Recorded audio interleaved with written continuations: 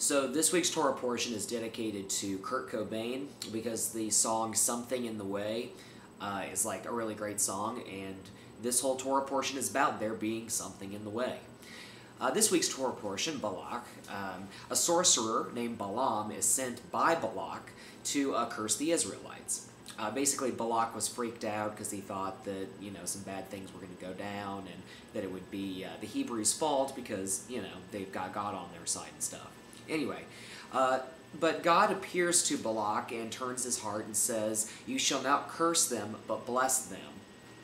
Now, after protesting to Balak's people that he can't do it, Balaam reluctantly agrees and he carries out his mission.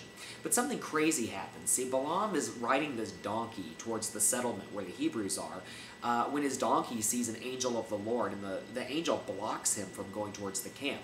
And Balaam doesn't see it, so he thinks the donkey's just being stubborn. So he tries a bunch of different ways to get the donkey to take him to the settlement, and he's taking a stick and he's baiting it, trying to get it to move. And this poor donkey just keeps getting hit over and over again. And finally, God gives the donkey the power to speak, and the conversation goes something like this. "Hey, Balaam, why you keep hitting me? What did I ever do to you? Donkey, you're embarrassing me. If you were a person, I'd freaking cut you." And the donkey says, "Why are you playing like that? You've been riding me this whole time, and I haven't given you trouble at all." And then the angel appears to Balaam and calls him out on this whole awful mistreatment thing. He's like, "Yo, Balaam, why are you beating down the donkey? Obviously, I'm in the way, and the donkey can't go anywhere that you want it to." So Balaam has basically this roadside conversion, and the angel lets him know that instead of curses, Balaam is going to open his mouth and he's going to bless the Hebrews. So Balaam goes back to Balak and he lets him know the bad news. And Balak basically says, heck with this, we're going to go to the Hebrew settlement anyway, and we're going to make this whole cursing thing happen. Well, long story short, it doesn't work, because apparently when God does something, it actually happens. So I'd like to ask you an honest question. What's in your way? What's keeping you from getting something done? For Balaam, it was, an angel standing in his way.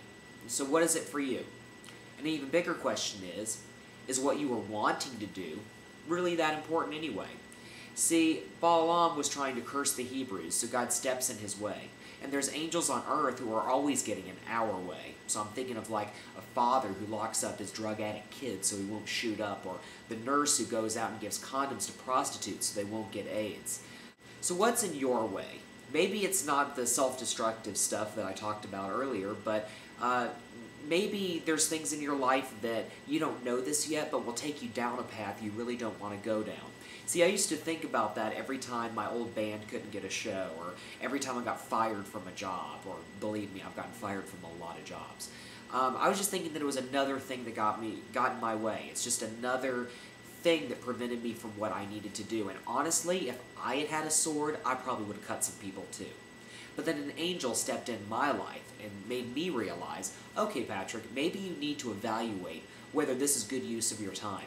And sure enough, those things weren't a good use of my time. And now, things are going great. I have a new band called Can Can, and it doesn't stress me out nearly as much as my old band does. And my job, well, PunkTorah is my job, so that's awesome too. There's always an obstacle in every goal. But maybe that obstacle is an angel of the Lord saying, "Don't pass go, don't collect $200, you're going to do God's work instead."